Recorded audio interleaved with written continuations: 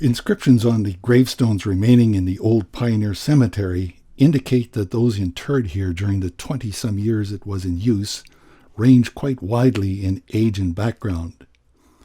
It is also apparent that a considerable number of the early burials here were young men who, like Robert Clark, died tragically due to the forces of nature and accidents.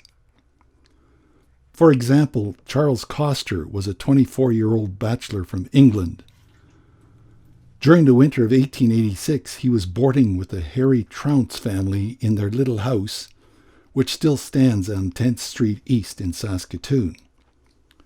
He is said to have become delirious while running a high temperature, and on March 16th of that year left the house without a coat or hat during a raging blizzard.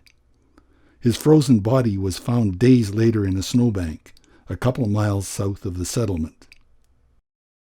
The headstone that marked his grave has gone missing sometime since the 1970s when, along with his remains, it was moved away from the eroding riverbank.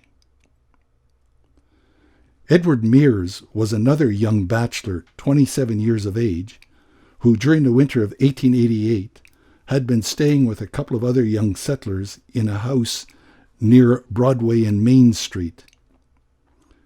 He went out during a blizzard that January 14th to tend livestock sheltered in a nearby barn.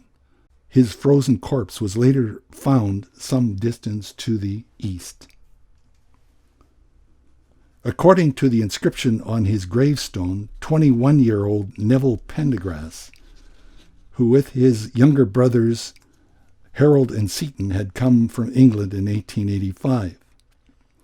They were in the process of setting up a home for their widowed mother Sarah and their sister Muriel on a quarter of land directly east of the cemetery when on August 9, 1887, Neville fell off the Saskatoon ferry and drowned.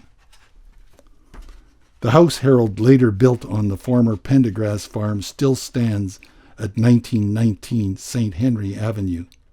On July 18, 1897, 10-year-old Oliver Caswell, the son of John and Patience Caswell, whose farmstead was then where the old Science Academy building now stands on Idlewild Drive North, similarly fell off a raft and drowned. On October 6, 1906, 15-year-old Walter White accidentally shot himself while hunting rabbits along the riverbank in central Saskatoon. Men then constructing the traffic bridge saw what had happened and carried him home, where, it is reported, he died some 3 hours later.